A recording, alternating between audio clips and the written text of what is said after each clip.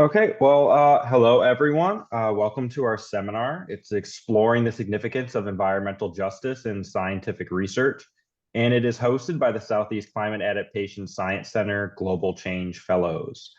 Your hosts today are Megan Carr and myself, Nathan Shunk, and I will be kicking off our seminar with speaker introductions, and Megan will be running the directed Q&A. We're going to have a time at the end for the audience to ask questions. Behind the scenes, we have Jules Jolly, Laura Taylor, Kurt Knockin, and Micaiah Carver, all working to make this run smoothly. We are fortunate to be joined today by three panelists with a depth knowledge on environmental justice within scientific research.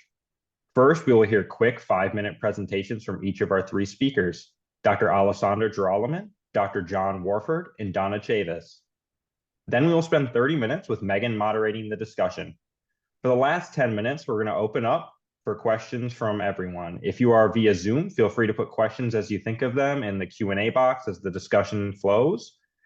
You'll be able to upvote other submitted questions in the Q&A box as well.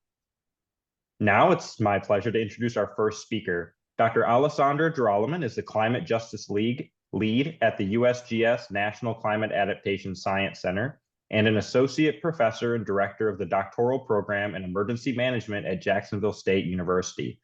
Dr. Girolamo, feel free to start your presentation.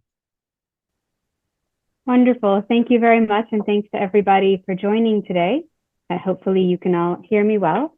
Just wanted to make some introductory remarks that maybe speak a little bit more about my background and where I'm coming from, as well as to talk a little bit about environmental justice and disaster and climate justice, which is where most of my work and time has focused.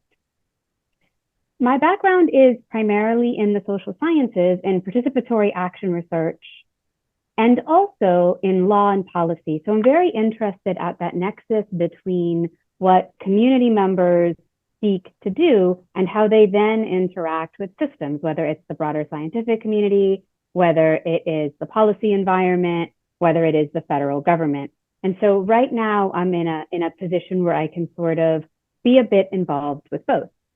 And one of the things that I really like to begin by raising to people is the importance of asking who it is that your work is serving, and also asking what are the unintended consequences or the second order impacts of the work. We often think about science as being neutral, when in fact science comes from particular ways of thinking and normative assumptions, including who counts, what counts as knowledge. I think we've made a lot of headway in really thinking about things like integrating traditional knowledge, in thinking about the different ways in which data or the lack of data can inform our understanding about concerns and possible solutions, but we're still not necessarily always asking for whom. Another thing that I am very interested in and that I think is important to think about in this space is DEIA, thinking about who's at the table, not just in terms of community partners, but who's in the room, right? The virtual room, the literal room, and what some of those barriers to access might be. We really need at this point in time some creative solutions to very difficult, wicked, and intractable problems. And it's difficult to get new solutions from the same cast of characters. And so thinking about how we can open those doors, I believe is really important. And for myself, I was a first generation college student, first generation PhD, first generation JD, and I did my education while being a mother and working full time. And there are many barriers for people to be able to do those things. And so we sometimes end up privileging academic knowledge and discounting the knowledge that is held in community partners, because those barriers to the more formalized educational systems have been present, or because the more formalized education really wasn't the most important thing, right, for folks. There are some things that we may have to unlearn from the seat that we have in academia. So again, I'm really excited to be a part of this conversation, to think with you and with the other panelists about the questions that have been raised regarding both environmental justice and, for me personally, climate justice, and thinking about where we are at this moment in time. And with that, I'll wrap up my opening remarks. Okay, great. Thank you so much, Alessandra. Now I want to go ahead and introduce Dr. John Warford. Dr. Warford is currently the Assistant Director of Operations and Training for the Deep South Center for Environmental Justice, and previously was a teaching professor at Florida Agricultural and Mechanical University. Dr. Warford, go ahead. Yes, good afternoon. And thank you for this invitation. And it's an honor to be with my fellow panelists. I'm here in Alabama, really New Brockton, Alabama, at the Senior Center. We're doing a listening tour right now as part of the work of engagement that has to do with environmental justice and the implementation of it. In the room of the rapid response team that I'm a part of are filled with scientists, data scientists, GIS scientists, all types. So it's very fitting to have an opportunity to be with you today while I'm here. And the people in this room behind me are citizens of a community that are dealing with environmental justice issues. I apologize for not knowing what the parameters are for my first remarks, but I'm here, and if it's anything that I missed that needs to be added at this point, if the moderator will tell me, fine. If not, I will just, I'll wait till later. Happy to be with you. Okay, great. Thank you, Dr. Warford. So now I just want to take a second to remind the audience really quick before we go on to our next speaker that you can go ahead and enter questions into the chat, into the Q&A box so that we can get to them at the end. So next, our third and final panelist today is Donna Chavis. Miss Chavis is the Climate and Energy Justice Program Manager with Friends of the Earth US, with over 40 years of experience in the nonprofit and philanthropic sectors on the local, state, and national levels. Miss Chavis, go ahead. Or Chavis, I'm sorry. Thank you so much.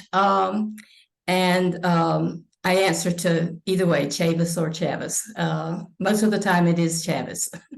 At any rate, like has already been said, it's an honor to be here with you today and to be a part of this august panel and to have the opportunity to share information, a little information about myself, but mostly around the topic matter. As you said, I have been working in the field of environmental justice for over 40 years. As some of you may know, it was 42 years ago that the action in Warren County, North Carolina, actually was a trigger for the launching of an environmental justice movement.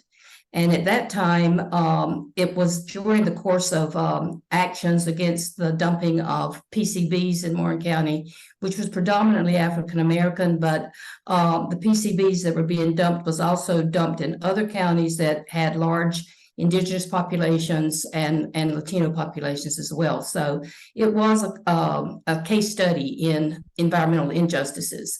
And at that time, the term environmental racism was coined through the actions of support that the United Church of Christ was giving to the efforts of citizens there. I grew up in Robeson County, where I still live now, after sometimes for educational purposes, having short times away from home. And in the course of growing up in that community, I had the experience of the use of science in less than justice ways. We had cases, not just in North Carolina and not in Robeson County, but across the country, where science was used in relationship to indigenous people to actually limit their access to land, culture, and other parts of a just life. And so as I grew up, my favorite areas of study was math and science. And so I ended up with a Bachelor of Science degree from Pembroke State University, now known as University of North Carolina at Pembroke.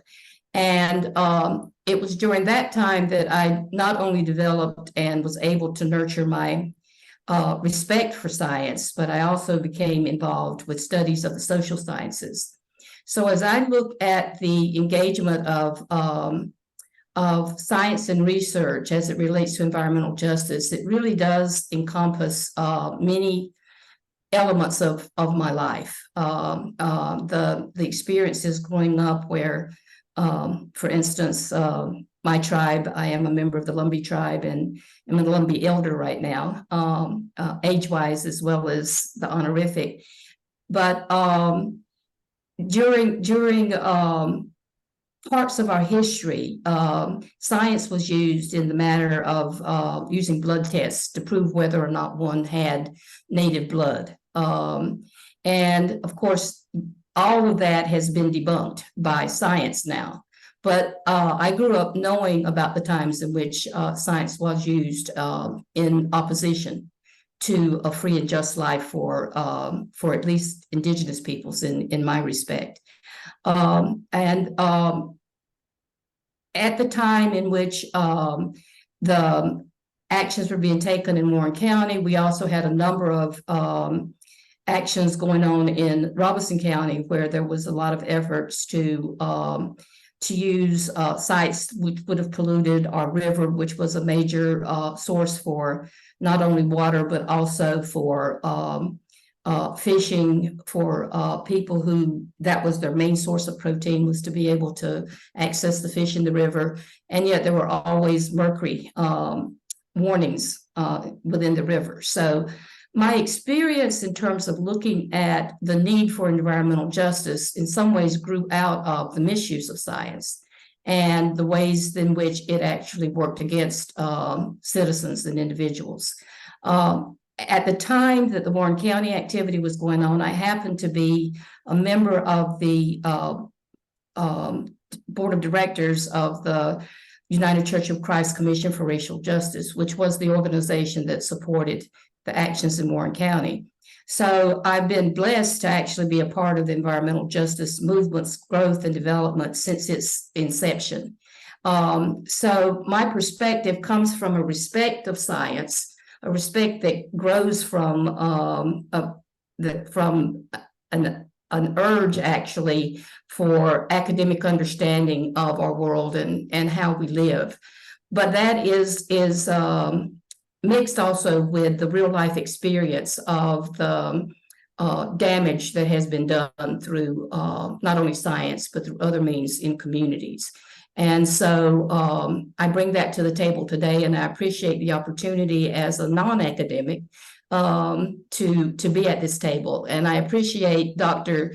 And I may mispronounce your name, Girolamo, bringing in the use of traditional knowledge, because that is one of the things that I have been able to be a part of over time in terms of some efforts out of some of the professors at NC State to use traditional knowledge as well as scientific knowledge when decisions are being made about communities. So thank you for raising that up in your comments.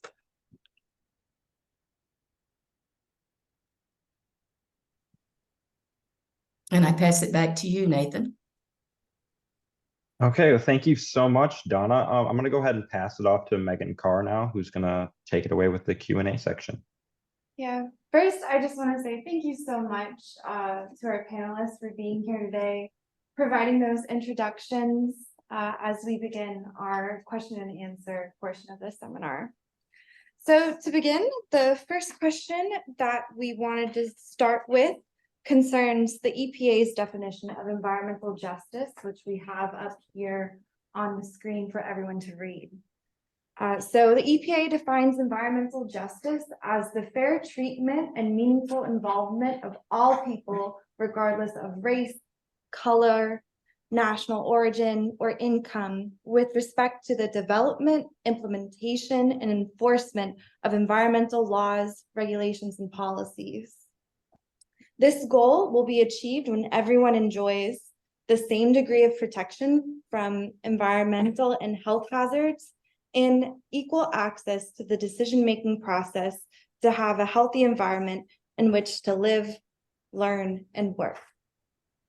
So given that definition, we wanted to hear your thoughts on how comprehensive is this definition of environmental justice, and are there any potential nuances that the three of you would like to add to this definition? May I go? Please. Yeah, I'm sure it's comprehensive, but it's not operational for me. And there are many definitions, and they're good definitions, but the most operational definitions are usually the simplest ones. And that's why I'm also happy to hear that my co-panelists have a respect and a practice of indigenous knowledge, right? So I had to have a definition of justice and environmental justice. It works for me. So pardon me if I use your question to deviate and make this statement. Justice is balance between people. And environmental justice is this balance between people that honors the relationship of human beings with the environment. That's simple for me. I can see that in practice. I can see that in intent. I can see that in desire and attitudes and conditions, right? And how that works with science in the event that I'm getting ahead of myself is, you know, the role of science in a systematic study. You're literally looking at and examining an experiment balance or the lack thereof in the natural environment. So to simplify it allows me to always scale it up. But if I can get it down to the root, I can work with it.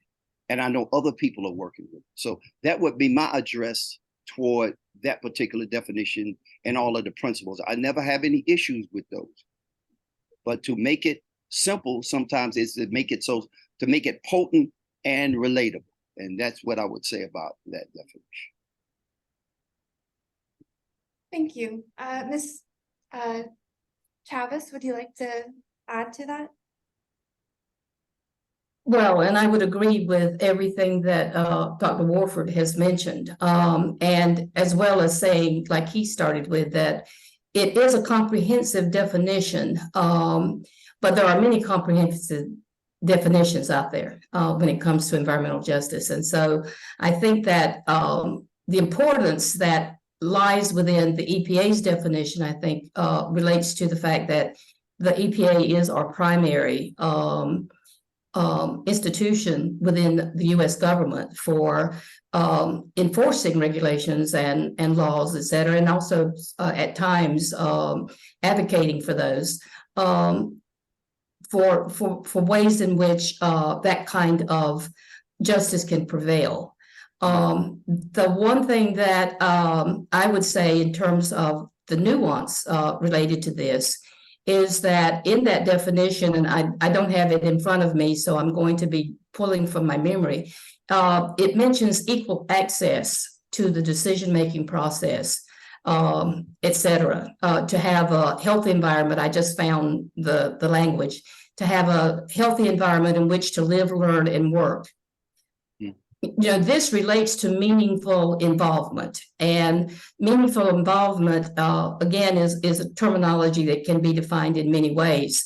But I would say that I always, my ears perk up when I hear the word equal, because the word that I actually pay more attention to is equity.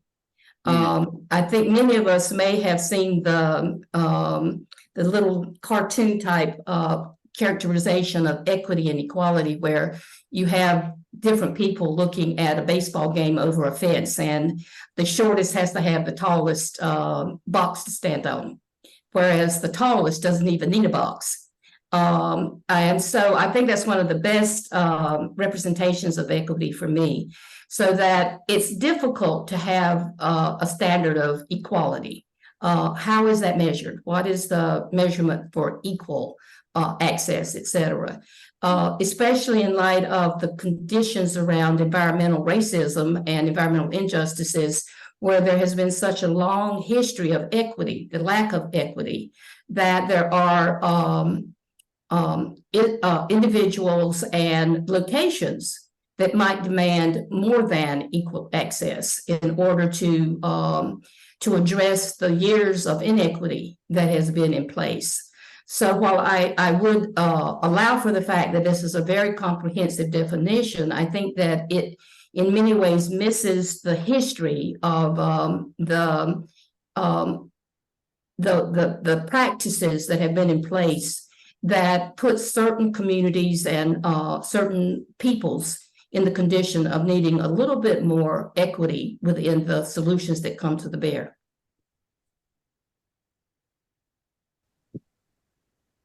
And then if I could add, I really love Dr. Warford's definition and what Ms. Tavis added with regards to thinking about history and context, because when I think about the EPA's definition, although we could certainly, sort of wordsmith, I think that the largest challenges happen in how it is applied, right? The operationalization and what it means in practice. And access, for example, is often taken to mean just a seat, but it's not just a seat, right? Real access is also having a voice.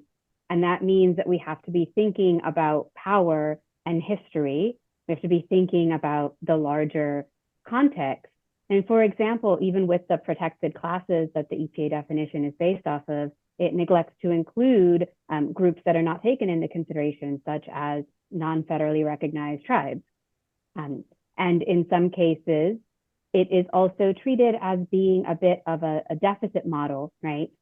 That framing of equity versus equality and that figure that many folks are familiar with, it makes the point really strongly that the challenge doesn't lie in the fact that one individual has different characteristics than another. It lies in sort of the underlying conditions that create the inequities, right? And there's a figure some folks may have seen that's an adaptation from the Giving Tree that also sort of brings that to bear and indicates that when we think about things like vulnerability, for example, in the social sciences, taken out of context, it sounds a lot like a personal failing. And that's a problem because that's not really the root of the inequity, right?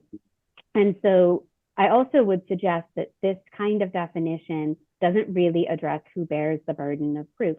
So when we think about unequal treatment, are we asking individuals to show that they have been treated differently, to show that they have been treated unfairly, right? Are we asking communities to prove that they are recipients of environmental injustices, or are we turning it around and asking industry, government, and others to account for the fact that they have created injustice? I think that reframing is a really important one.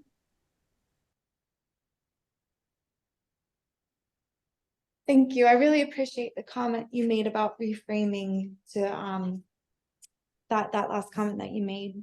So moving on to our next question, which I think may follow up to what you just said. The question is, what role can scientists and researchers play in addressing environmental injustices and promoting equitable environmental policies and practices?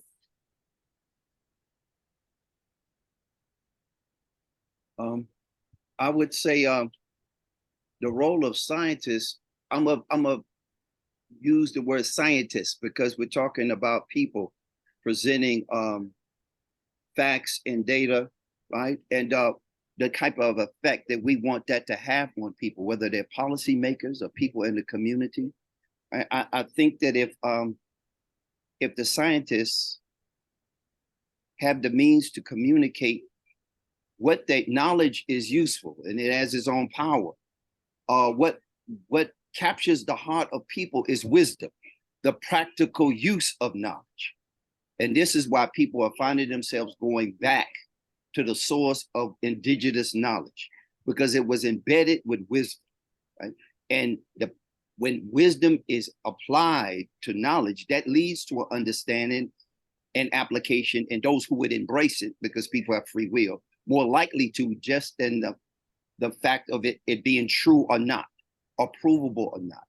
So from knowledge used practically, it becomes wisdom, right? So it has the effect that it can have on people who are reasonable or open-minded. So I got to take science as scientists, as people, because we're in the people business. This is really about people. And some are better communicators than others, right? So if we want justice to be something that people apply, right, in their attitudes, or their thoughts, their attitudes, their desires, their behaviors, that create conditions, it has to appeal to people on some level other than just logical, right? Because people do learn from observation and inference and experience, right? But it's something about human beings being able to be inspired and things held to them to be true on a deeper level than just the facts. So I would say when scientists are able to connect with people, and if they're not the ones, find the people who can reach people in a way in which they can, first of all, recognize what they already may be doing or have, and what you have to share in the way of offering what science has uncovered from your work.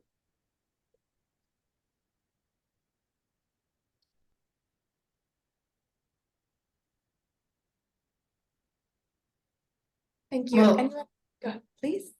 Well, I was just going to add a little bit to what Dr. Warford said. I agree with what you were describing there, Dr. Warford, and I would say that the word scientist, you know, in our culture, it carries weight. It carries a lot of weight. There's in some cases there's an exception given to scientists in terms of quote unquote not being able to relate because they're so smart. I remember when I was in school, when people would find out I was a math and chemistry major, it's like, oh, you know, there was almost like a wall that got established with that.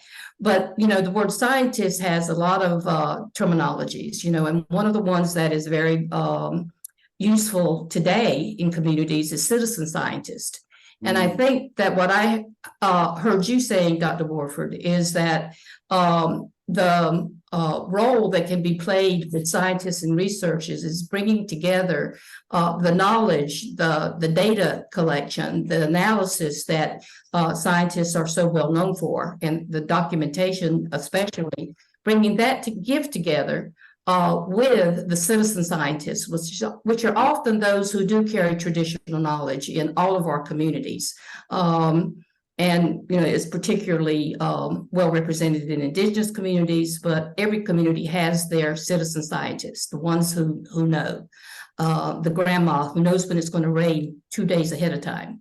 For instance, I happen to have one of those who was a good forecaster. And so I think that we're at a moment in history where there is an understanding of this need, not just desire, but it's really a need to bring together the context of trained scientists and researchers with citizen scientists and those in communities with traditional knowledge. You know, oftentimes researchers and scientists are great for mitigate their research, especially is great for mitigating harm and problems, but they don't always have the solutions and how to end those problems. And I see that the moment we're in historically brings together a number of forces that I think is leading us to this integration of formal scientists, be they physical scientists, social scientists, whatever kind of scientists, along with the traditional knowledge keepers and the citizen scientists, who can help bring together the knowledge base that comes from formal science in a way that is practical and practiced in communities. So I appreciate the description you gave, and it fits for me anyway very much in place with the work that I am involved with in environmental justice communities as well as in the public policy arena. So thank you. And I would add, you know, responding to the question of what role can scientists and researchers play, and building upon what's been said already, that role is not necessarily to lead. In fact, I think that role is rarely to lead. That role is to amplify, to help, to document.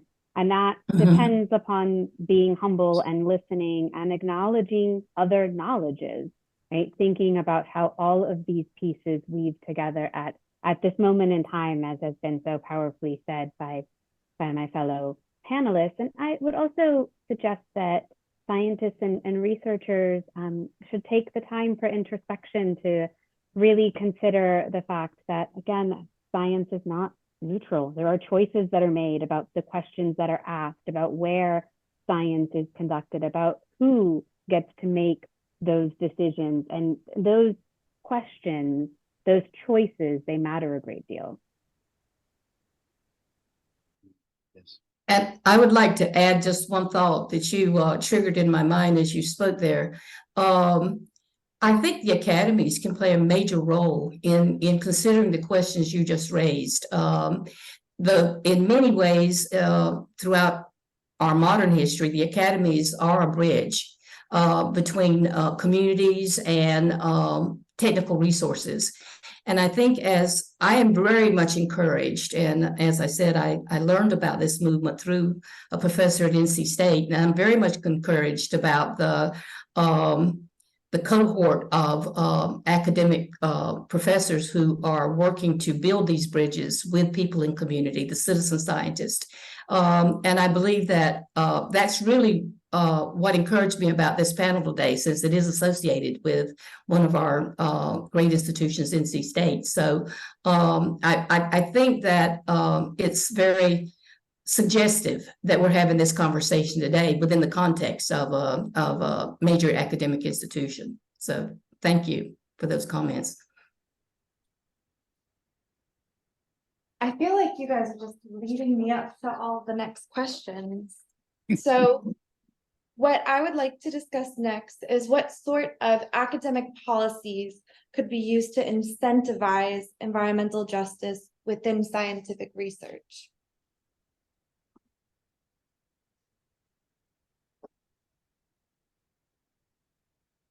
Encourage community-based participatory research, and those who do it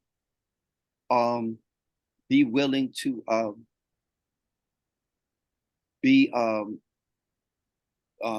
vanguard and a champion of the need that people need to be compensated in the communities for their time and their energies. Right?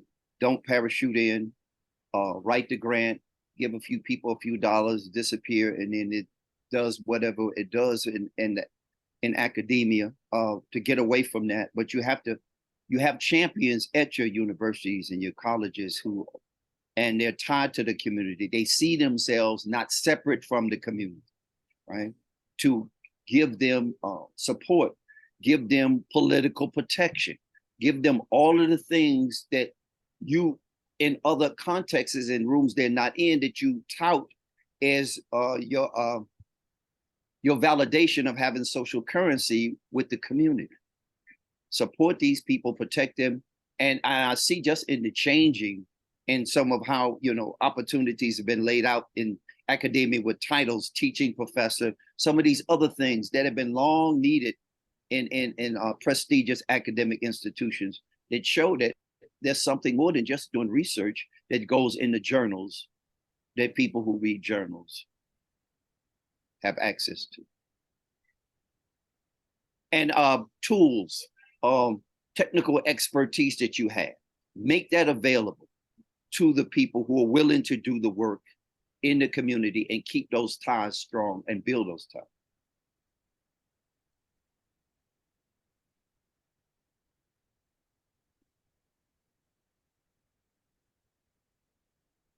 I think that, this is such a common, in some ways, trite term, but one of the things that is often talked about in terms of the academy is how siloed departments can be. And what I have heard in all of the comments today from the other panelists and some of what I've said is the need to come out of the silos. And I believe that I agree with what Dr. Warford just said, that the relationships within the communities with which the researchers and academics are working, learning more about where they live. And I really actually was called to think about the statement that was made by Dr. Gerolman about who is your work serving.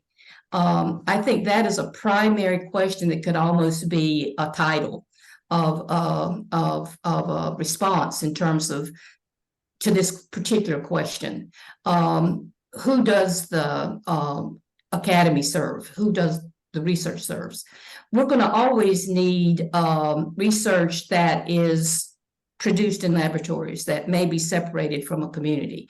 But I don't believe that all research has to be done in that manner. And I believe that most research can be enlightened by some of the silos that come down. And I wouldn't just say that that's related to communities. I believe also that we're looking, as I relate to my professor friends, I hear stories where they're not always aware of what's going on intra-university, even within their own situation, to know that they might learn of someone working on something that could have been very informative for what they were working on.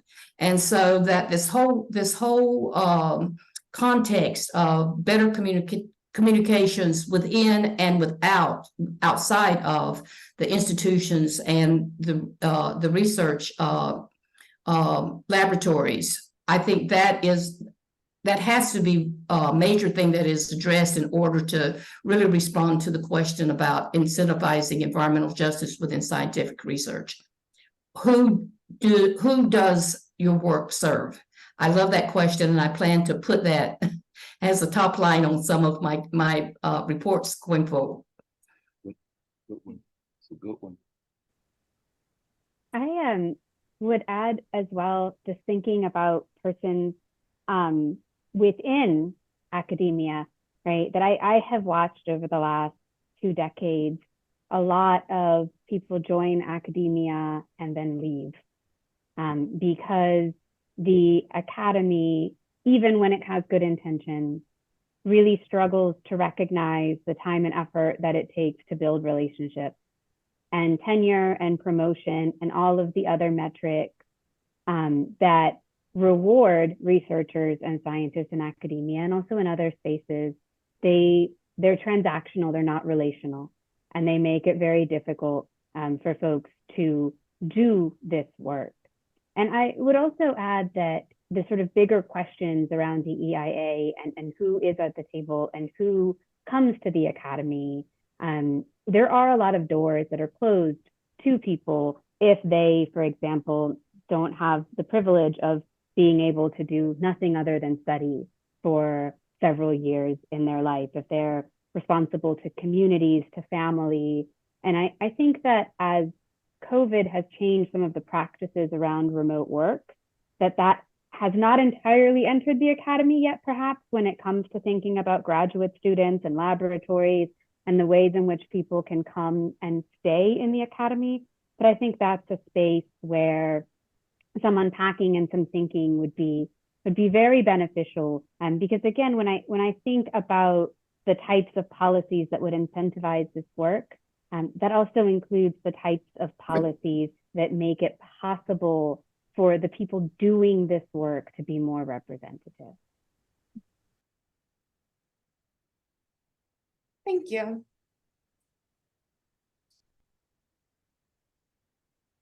All right, next question would be, what ethical considerations are needed when conducting research that impacts environmental justice? So thinking more about the ethics that researchers should embody. Well,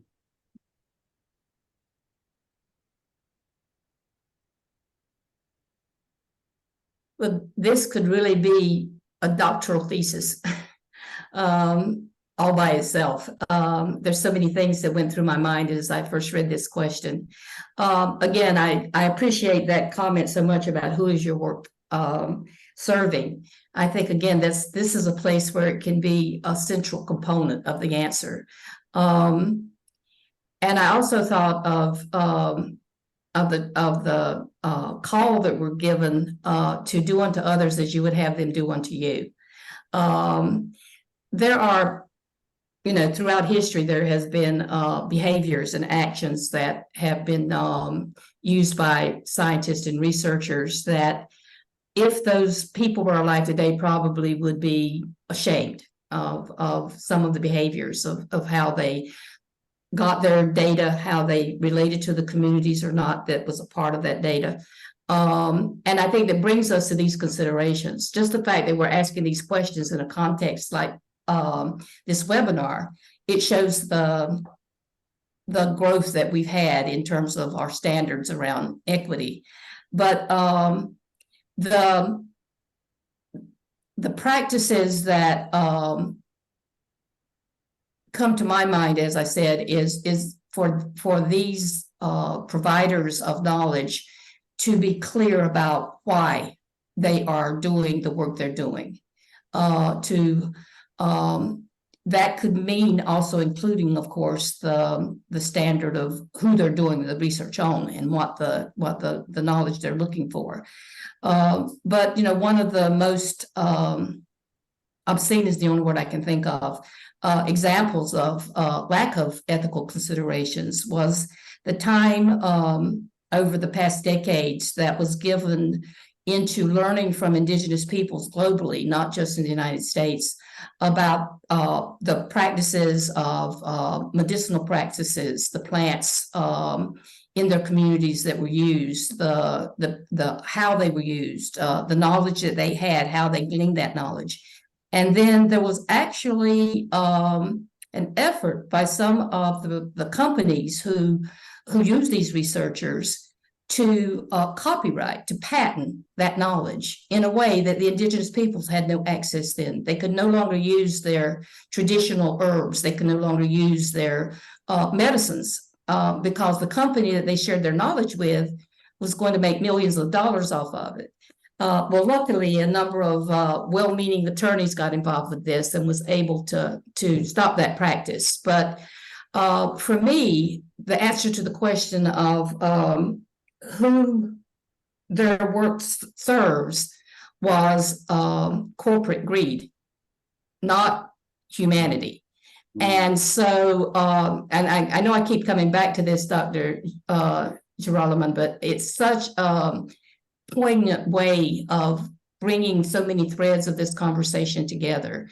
And in some ways, that question, who does your work serve, is almost a question that should be given to every student in the academy in terms of really becoming aware of why they're doing what they're doing. And it concerns it.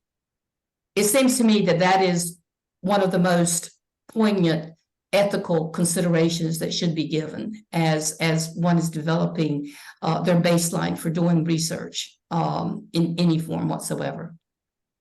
And I know we have 2 minutes, so I'll stop. I'll get off my soapbox. I would say real quickly, and based on what Ms. Chavis is saying, and we keep coming back to the central question we've been provided by Dr. Girolamo. There are 3 types of relationship between living beings: parasitical, symbiotic, and commensal, right? So is the relationship parasitic? Is the intention parasitic? When you look at it, does it harm one to benefit the other, right? Is it symbiotic? Does it benefit both? Some, like nature's relationship with it, is commensal. Nature receives nothing, but we get the benefit. So the root of this is the determined intent, right? When you look at how people are proceeding, or who does it serve? It could be mutually beneficial. It could be symbiotic, because you got to be falling in one of those 3 groups, because all living entities operate and interact based on that. I'm really excited because we're really dealing with the roots of some things, and we're not floating off into space. And I'm really hoping that the students and those who listen to this now and in the future can build on this and find their way back home if they find themselves getting lost with certain things related to these topics. I would echo that. I'm really enjoying sharing this space and learning from everybody, and I'm looking forward to the questions. I wanted to add, one thing as far as the ethical considerations, and that is really thinking about the unexpected harms as well. Mm-hmm. Often when scientists and others seek to work with communities, they may come to the table excited, they may overpromise, we may not be clear on the timeframes or the actionability of the things that get identified. And I think that there is sometimes harm there, but going beyond that, my own experience is doing participatory action research is that, I've always sought to share not just the power, but the resources with the communities. And so that means looking for ways to directly fund and resource partners. And that is difficult under a lot of the structures that we have. And that can impose regulatory burdens and financial and legal risks on community partners, even things as basic as changing the kinds of insurance that nonprofits have to carry if they're going to enter into grant-making agreements with institutions like universities. And often I don't see scientists taking the responsibility to understand that piece, because that's the minutia, that's boring. They're just excited that they brought the resources, but it causes real harm over time. And so I think we're called to think not just about what we intend, but also what we occasion. Thank you. So this will be the last question that the CASC fellows came up with. And then after this question, we'll move to audience questions. So without further ado, in what ways can we measure and evaluate the effectiveness of environmental justice initiatives and policies? All I could say is it would have to be, since this is a process, it would have to be continuous measurement by some honest standards that have set by the people who the intervention has been or the development direction has been delivered to or approached, right? It would have to be continuous. Sometimes you have to stick a pin in something and say something about it. But generally, as been mentioned before about unintended consequences, right? And these effects of doing good in one end and it hurting somewhere else, it's like this is not a permanent state. We're dealing with a continuum, is a collective, obviously, with people, but a continuum. And I can only come back to that balance, that process of balance. It's it can be achieved at a particular point, right? But it's not guaranteed once you establish it in a particular time frame or with some money. So I can best say at this point, it would have to be continuous, whatever the measurement is, assuming that it's honest measurement. I would just tag one statement onto what has just been said, that I think that in terms of measurement and evaluation of effectiveness, that also would have to be an inclusive process in terms of who does the work serve, who also decides what is beneficial and what is a success. And I believe that the impacted communities that are being serviced or engaged in these initiatives and policies should also have voice and access to setting those standards. I'll be honest, a couple of decades ago, I started saying, I don't want a place at the table because the table is rotten right now and it's fallen apart. I think we need to build a new table.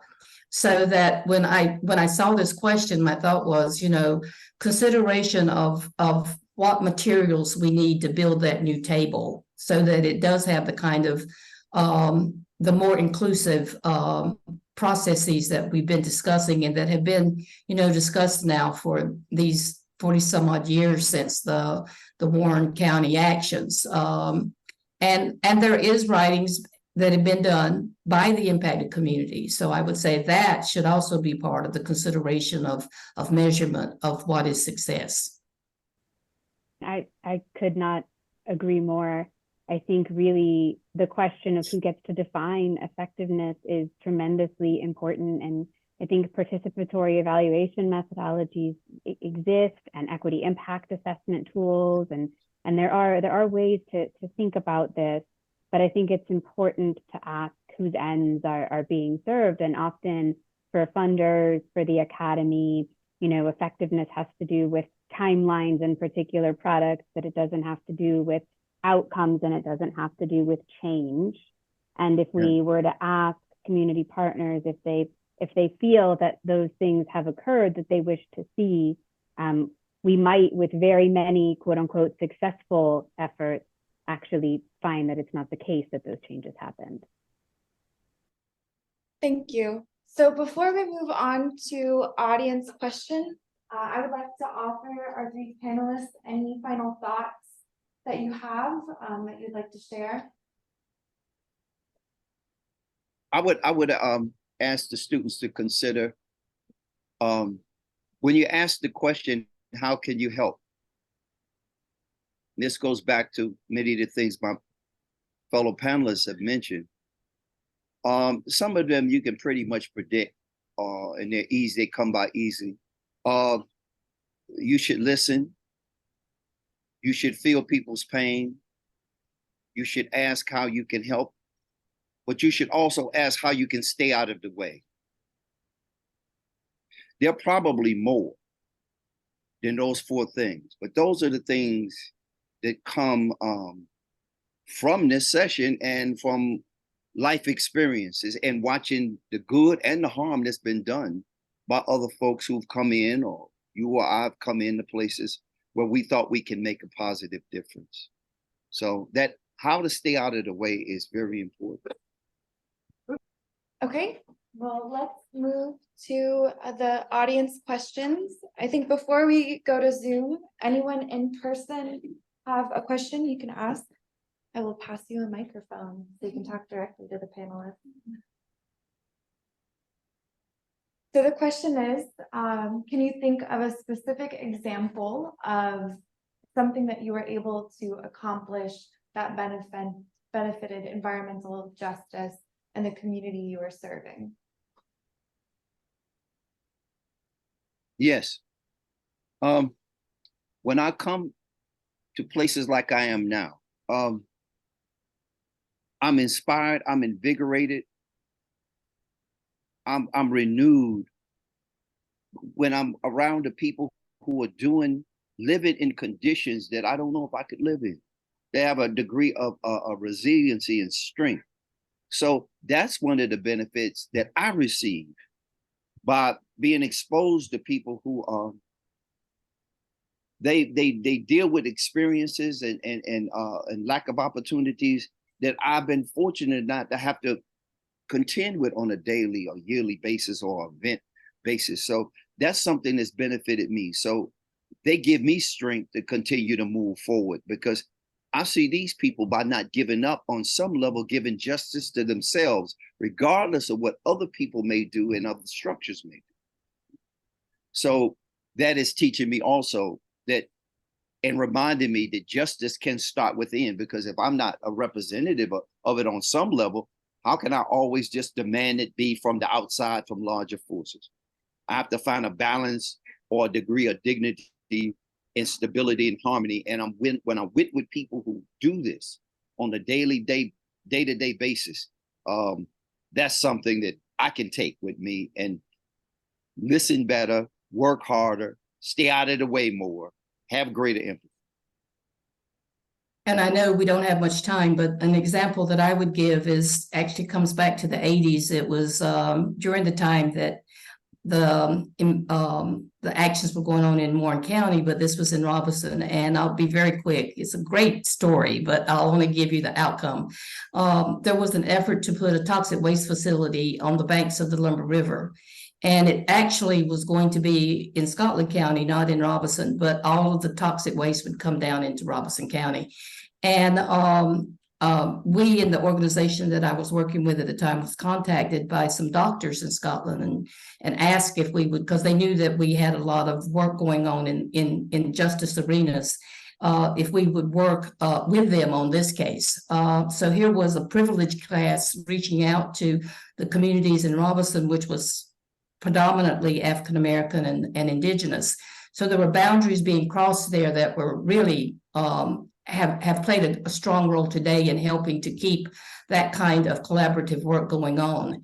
And out of that organizing, which actually the impacted communities took over the bulk of the work and the advocacy, we were able to get legislation out of the state of North Carolina, which had never been in place, which set up regulations to protect that river from how much waste could be dumped and the way in which it had to be mitigated before it could be released into the water. And that was strong enough that the facility was not built.